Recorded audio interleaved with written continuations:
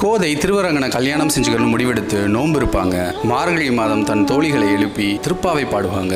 ஒரு நாள் கோதை தன் தோழியை கூப்பிட்டு ரொம்ப மகிழ்ச்சியா எனக்கு ஒரு கனவு வந்ததுன்னு சொல்லுவாங்க. அதுல 1000 யானைகள் சூழ்ந்து வர வீதிகளில் நாராயணன் ஊர்வலமா வர்றான். அவனை காணவும் வரவேற்கவும் ஒவ்வொரு வீடுகள்லையும் பூரண பொற்குடங்கள் வச்சு தோரணங்கள் கட்டியும் அலங்கரிக்கப்படுறதை நான் கனவுல பார்த்தேன்னு சொல்லுவாங்க. அப்போ பெரியாழ்வார் கோதையை தேடி வருவாரு. கோதை, திருவரங்கன் என் கனவுல வந்து உன் மகளை நான் திருமணம் செஞ்சுக்கிறேன், திருவரங்கம் அழைத்துவான்னு சொன்னாருன்னு சொல்லுவாரு. அப்போ பாண்டிய வல்லபதேவனோட தூதர்கள் வருவாங்க. மன்னனுக்கும் இதே கனவு வந்தது. கோதை ஸ்ரீரங்கம் வரதுக்கான ஏற்பாடுகளை செய்து கொடுக்க சொல்லி திருமால் கட்டளையிட்டிருக்காருன்னு சொல்லுவாங்க. யானைகள், பரிவாரங்கள், பல்லக்குகள் சூழ கோதையை ஸ்ரீவில்லிபுத்தூர்ல இருந்து ஸ்ரீரங்கம் கூட்டிட்டு வருவாங்க. கோதையோட ஒரு தோழி இன்னொரு தோழி கிட்ட ராமன் சீதையை திருமணம் செஞ்சதும் கிருஷ்ணன் ருக்மணியை திருமணம் செஞ்சதும் சாத்தியம். அப்ப 2 பேருமே மனித அவதாரமா வந்தாங்க.